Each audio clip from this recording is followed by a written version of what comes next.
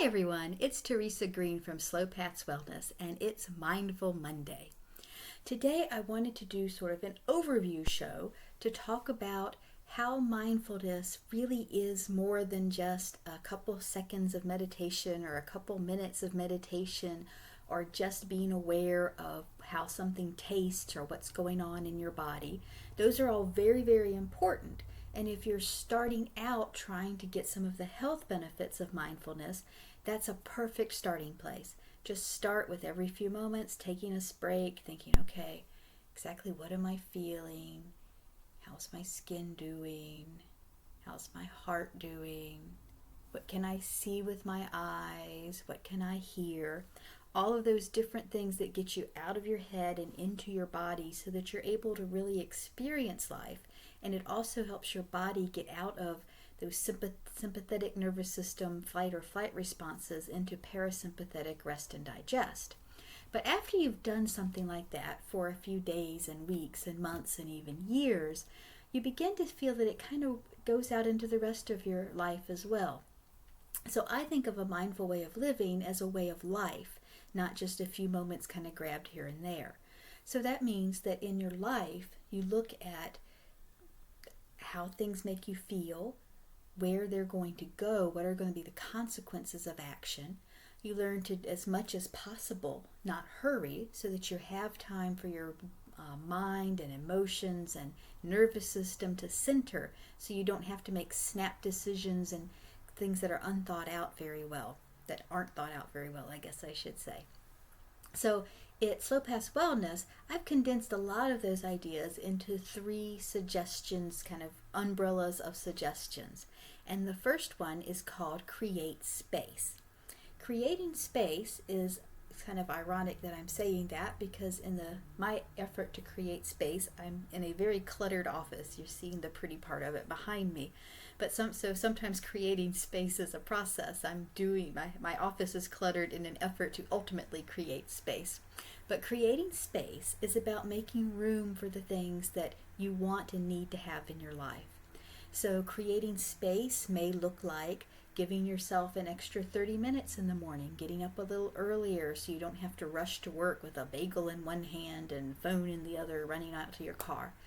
It may be giving yourself space to have a couple of meals prepared ahead in the refrigerator so that when you get home you can heat up something healthy instead of grabbing takeout.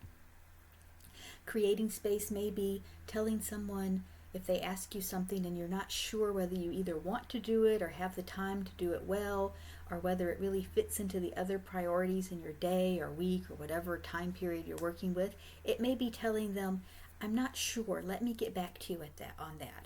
Or consider this a no, I'm going to see if I can do it, but I don't think I can. And giving yourself room to make decisions.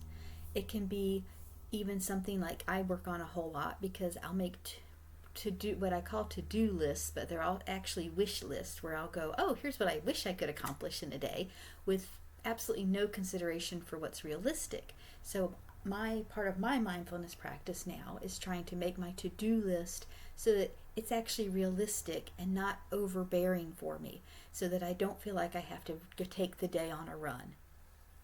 So if you do that over time, you'll find yourself hurrying less. You'll find yourself feeling desperate, at desperation of a deadline kind of thing. You'll feel that less and less. And as you do that, your nervous system will reward you because it won't feel like it's in the middle of a war or in the middle of danger all the time.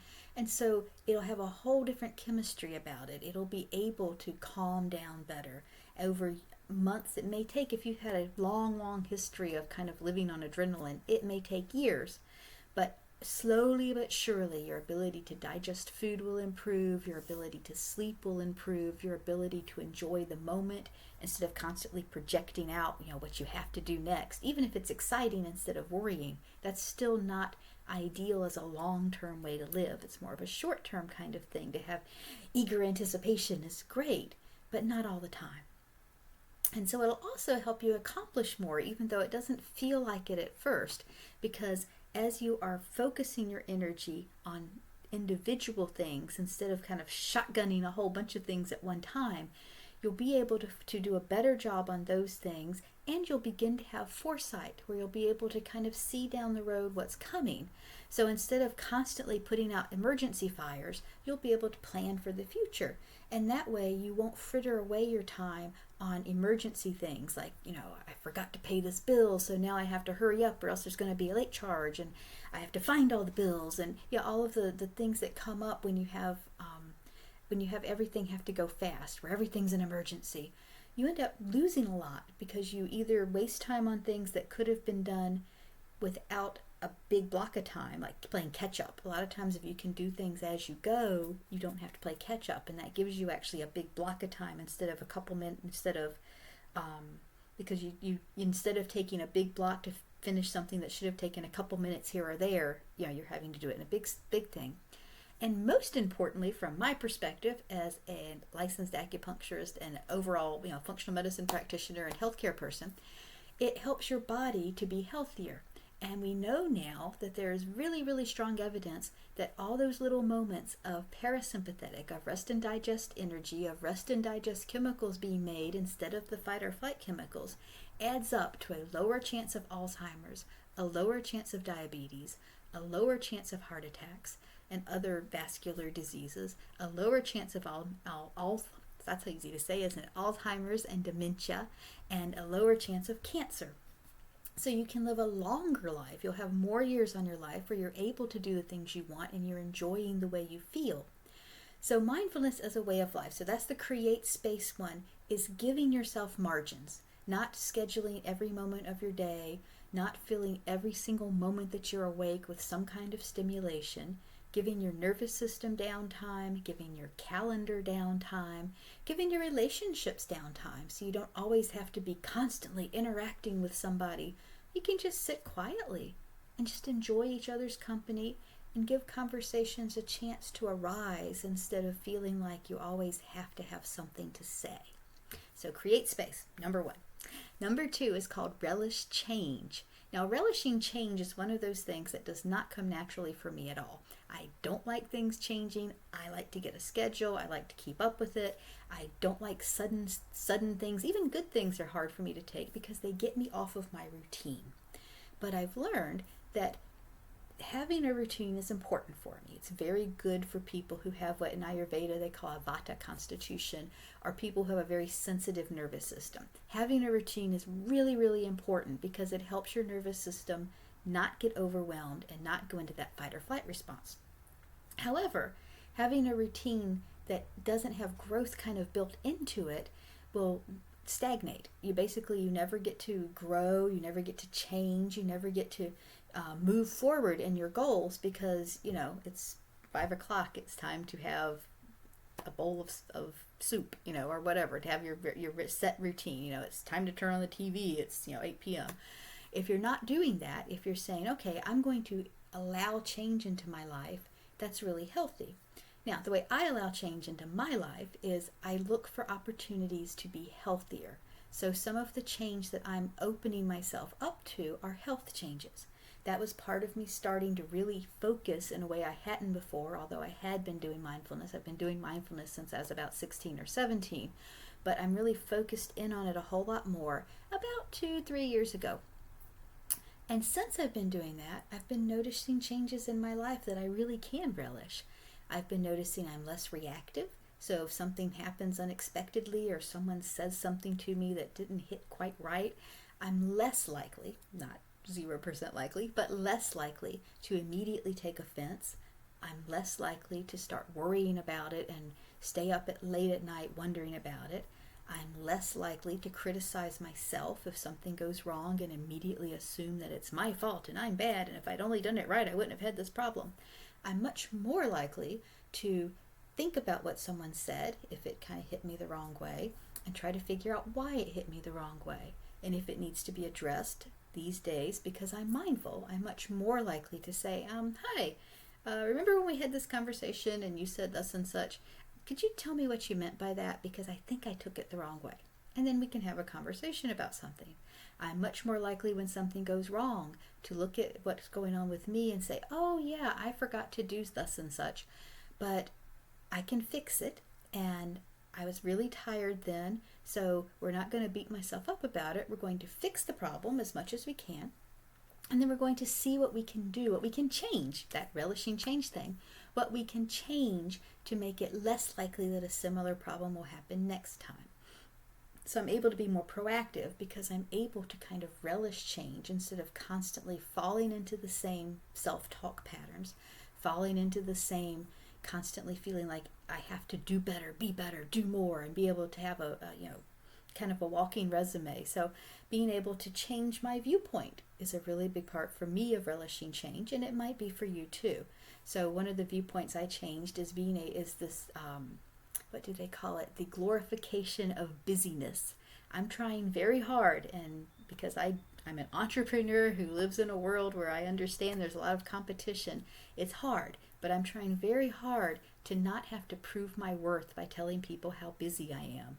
One of the changes that I'm definitely relishing, but sometimes it's a little difficult, is when someone asks, "What you doing today?" I don't have a 15-part to-do list. I try to say, well, I'm taking some time to think about some business things, and then I'm spending some time with my husband. I'm going to take a walk and really enjoy it outside, and I have a few office things to do, instead of saying, something that sounds a whole lot more productive and a whole lot better for a resume kind of idea. So that's relishing change, is being willing to look at things in your life that you would like to change in order to improve your life in some way, and really enjoying that process. So like I know I'm in several different Facebook groups about diet changes, and one of the things that is hard for me, because I used to be like that, and I think I'm less like that than I used to be, but it's still kind of, it brings back bad memories and makes me feel sad for the people involved when they say, "Oh, I think I have to go gluten-free because my doctor told me I did, and boy, I hate it."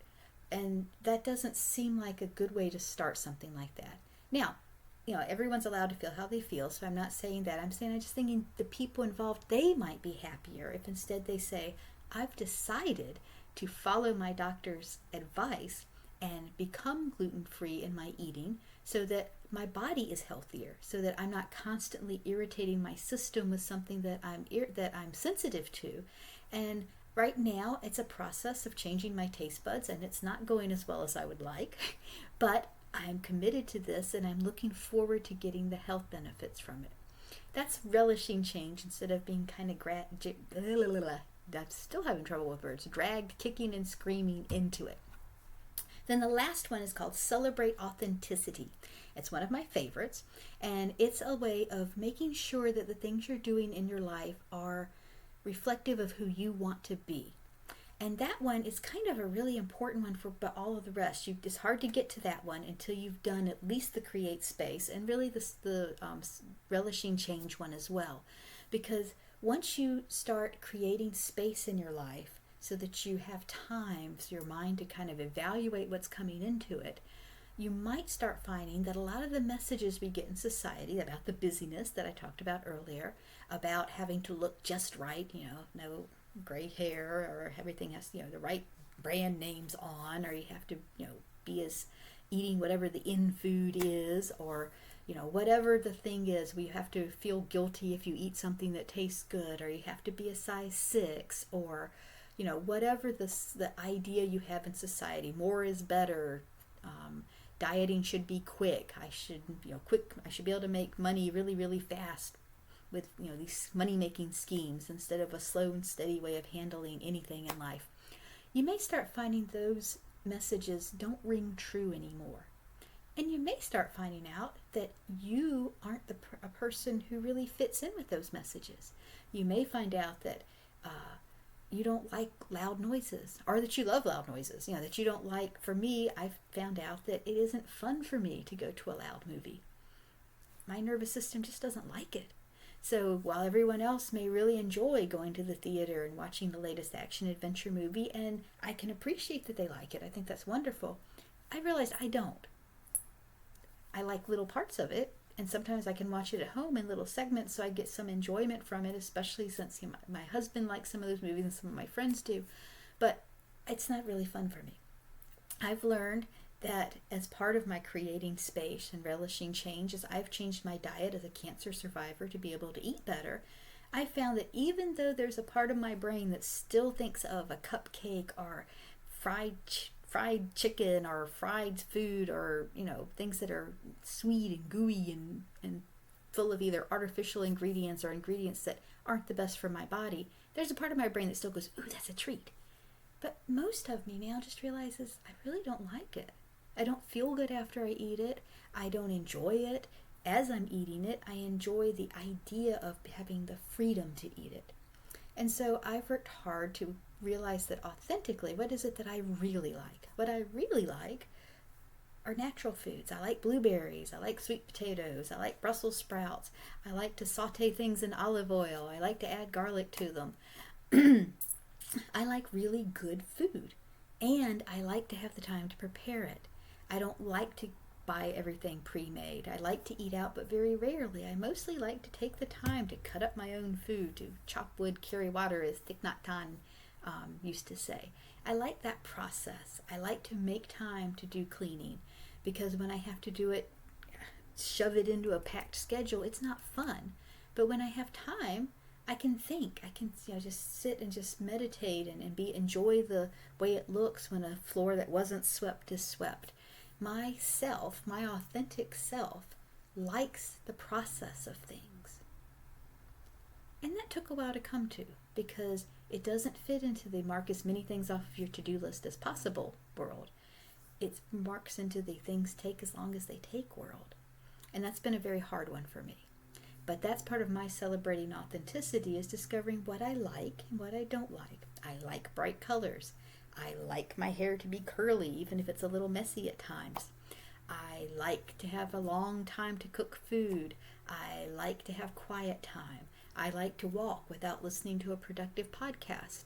And because of all those things that I like, and because they feel so good inside and they seem like they nourish me so much, I've had to make the decision to not have a hustle style of business. I've had to make the decision that I would rather spend time with individual people and really talk to them and get to know what's going on with them, and not try to have a busy practice where I see each person for 15 minutes and have a revolving door of clinic things. Now, some people love that. They love the ability to help a whole lot of people at one time. They love the challenge of it. They love the excitement of their mind having problems to solve constantly. And I may become where that becomes more my life, because there's certainly a lot of good you can do when you're able to do good faster. But right now, I just really feel like my best way to be who I am in a way that serves other people is to be there, to spend time with people, to find out what their concerns are, to find out how that affects their health, to find out what they're willing to do for their health, what they've thought of doing for their health, what their ideas are about their health, and to pull tools from as many different places as I need to be able to help them get to the bottom of their health problems. So for me, celebrating authenticity has meant slowing down a lot. Now, for other people, it may be something completely different. They may have grown up in a place where doing, you do it right or don't do it at all, and they may not really like that. They may want to be able to have things that they can do quickly, or things where they can focus for 15 hours at a time and then be down for 10 hours. However their nervous system works, it may be very different. So celebrating authenticity is about getting to know yourself well enough so that you can give yourself what you need in a way that allows you to be the best version of yourself, because that's how you can serve yourself, that's how you can serve your loved ones, that's how you can serve the world the best. So to wrap up, because this has been a little bit of a long Mindful Monday, today's Mindful Monday is about mindfulness as a lifestyle that means that you're always kind of checking in, always trying to see if you're moving in the direction you want to go, which doesn't necessarily mean a detailed 5-year plan and to-do lists every day. It means just knowing who you are, doing the work to find that out. Sometimes that involves therapy. A lot of times it involves journaling. A lot of times it involves sitting quietly and just noticing what you like and what you don't like. Sort of like you would if you had a new friend, where you kind of want to know who they are and what kinds of things they're interested in. A lot of people haven't done that for themselves. So that's part of mindfulness, is learning about yourself, giving yourself time to do that. And the way that I describe a model for a mindful life is to create space. So give yourself room, whether that's time-wise, emotion-wise, schedule-wise, just space-wise, whether having enough space so that you feel like you can kind of feel life expanding for you. And then relishing change, making the changes you need to make to get closer to the world that you want to have around you. And then to celebrate authenticity, to celebrate the fact that you may be very different from the people in society around you, and that trying to find out how to be the best version of yourself, not the best version of what society says you should be, is a really healthy thing and a really good way to have a longer life, a happier life, and to also be able to make more of a contribution to others. So I wish you a very nice week and a very happy Mindful Monday, and I will see you next week.